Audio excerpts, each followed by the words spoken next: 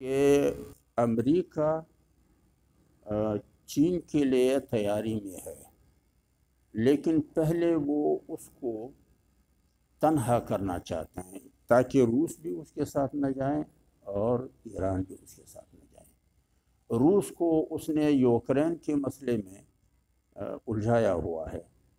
تو شاید وہ اس کو وہیں الجھائے رکھے، اور ایران کو اس نے یورینیم کے مسئلے میں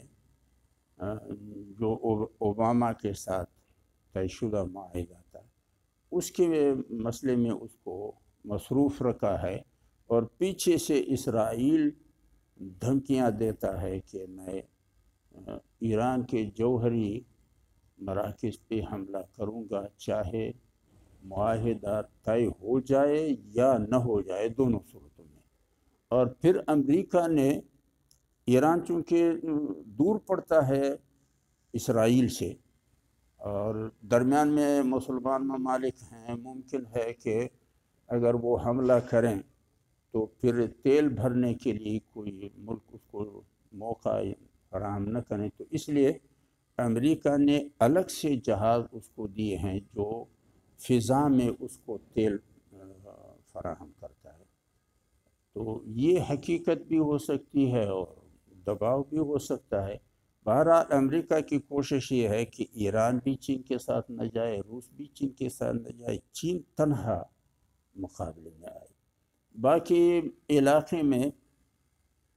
پاکستان کے بارے میں باتیں ہوتی ہیں، لیکن واللہ عالم میں تو پاکستان کے بارے میں نہیں سمجھتا ہوں کہ پاکستان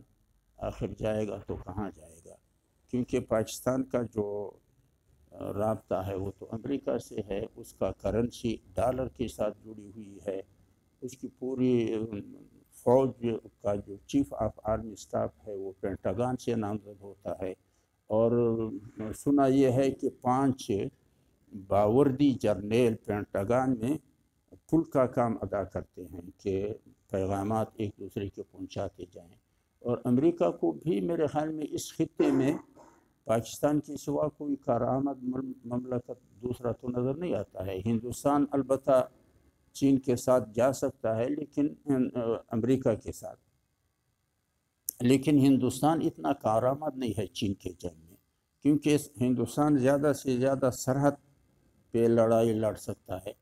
لیکن اس لڑائی میں بھی چین کی قوت کے مقابلے میں ہندوستان کی کوئی قوت نہیں ہے۔ البتہ پاکستان اس لیے امریکہ کو کارآمد ہے کہ پاکستان چین کے اندر مذہب کے نام پر آگ سلگا سکتا ہے چین کے لیے۔ تو فی الحال تو اس قسم کی صورتحال ہے۔ کچھ افغانستان کی حکومت اور ایران کے درمیان بھی پانی پر کشیدگی ہے، کیونکہ نیمروز کے علاقے میں وہ ہیلمند کے پانی کو ڈیم کے ذریعے سے روکنا چاہتے ہیں، جبکہ ایران کا موقف یہ ہے کہ 1973 کا جو معاہدہ افغانستان اور ایران کا ہوا ہے یہ اس معاہدے کی خلاف ورزی ہے۔ اسی طرح پاکستان اور طالبان کے درمیان یہ جو فوجی ترجمان نے اب پریس کانفرنس کی ہے، اس سے بھی کچھ یوں لگتا ہے کہ طالبان اور پاکستان کے درمیان کوئی اعتماد کا فضا شاید یا کمزور ہے یا کمزور ہو رہا ہے، کیونکہ اگر پاکستان ان سے تقاضا کرے گا ٹی ٹی پی کے بارے میں، یعنی تحریک طالبان پاکستان کے بارے میں، کہ آپ اس کو یا قابو کریں یا اپنے آپ سے الگ کریں، تو میرے خیال میں طالبان کے لیے یہ بات مشکل پڑے گا، کیونکہ یہ تو ایک ہی سکے کے 2 رخ ہیں، تو وہ نہ میرے خیال میں ان کو اپنے آپ سے الگ کر سکیں گے اور نہ ان کے کو قابو رکھنے کی سخت رکھیں گے۔ اسی طرح چائنا طالبان سے تقاضا کرے گا کہ جو ایسٹ ترکستان اسلامک موومنٹ ہے جو چین میں سیاکیانگ مسلمانوں کی ہے، اس کو یا آپ قابو کریں یا پھر الگ کریں، یہ بھی اس کے لیے مشکل ہو رہا ہے۔ اسی طرح روس اور ازبکستان اور ترکمانستان ان سے تقاضا کرے گا کہ اسلامک موومنٹ آف ازبکستان کو آپ یا قابو کریں یا الگ کریں، یہ بھی اس کے لیے مشکل ہے۔ اب ایک نئی تنظیم بنی ہے مسعود کے بیٹے کی اور امر اللہ صالح دونوں کی، اس کا نام ہے NRF، یعنی نیشنل ریولیشنری فورس۔ وہ پنشیر میں کی ہے، تو وہ بھی اس میں بھی کافی تصادم ہوئے ہیں طالبان اور ان کی۔ خود طالبان کے صف میں بھی بظاہر جو آوازیں اٹھتی ہیں کوئی زیادہ اعتماد کا ماحول نہیں ہے۔ پاکستان کی جو صورتحال ہے، ایک کچھ مدت کے لیے تو دو قسم کی باتیں ہوتی تھی اور تبصرے بھی ہوتے تھے۔ بعض کا خیال یہ تھا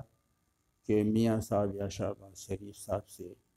مفاہمت ہو چکی ہے، اور ایک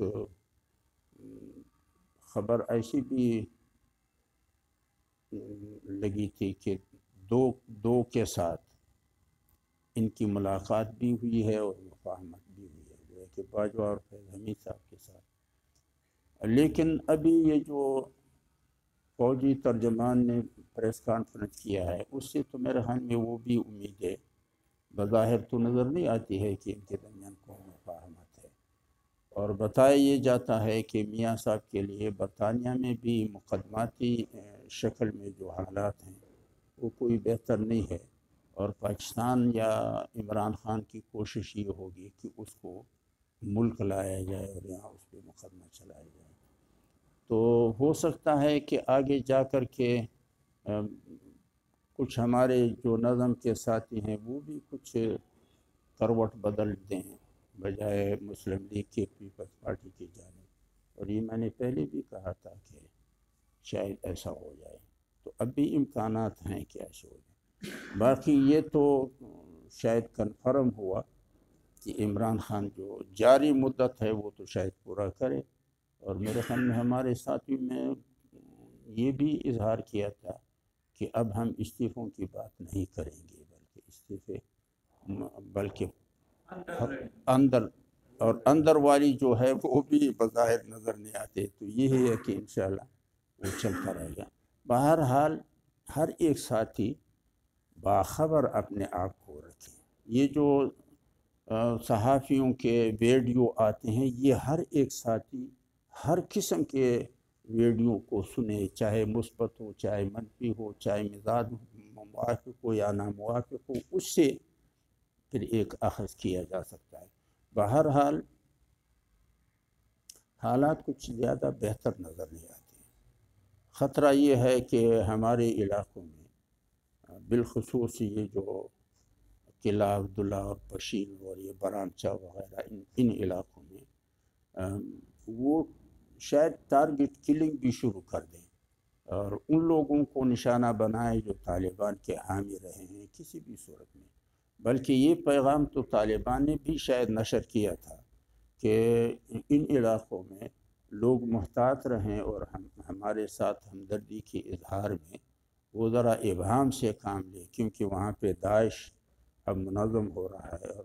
سنا یہ ہے کہ چمن میں جو سرائے تھے جس میں طالبان رہا کرتے تھے، ابھی اس میں داعش رہ رہے ہیں، تو یہ حالات کچھ اچھے نہیں ہیں۔ وزیرستان میں تو جھڑپیں ہوتی رہتی ہیں، تار جہاں پہ لگایا گیا تھا اس کو کبھی اکھاڑا جاتا ہے۔ اب اس کی دونوں امکانی صورتیں ہو سکتی ہیں کہ دونوں مفاہمت سے اکھاڑیں یا پھر مخاصمت سے اکھاڑیں۔ تو بہرحال ہمارا جو عمل ہے اس کی کامیابی اور ناکامی ہمارے خلوص نیت پر ہے، اور ہمارے اپنے سب کے وحدت پر ہے، اور ہمارے اپنے عمل سے دلچسپی اور مشغولیت سے ہے۔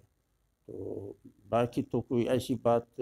شاید اگر کسی کے ذہن میں ہو تو وہ بتا دیں، ورنہ تو پھر دعا کر لیں۔ جی جی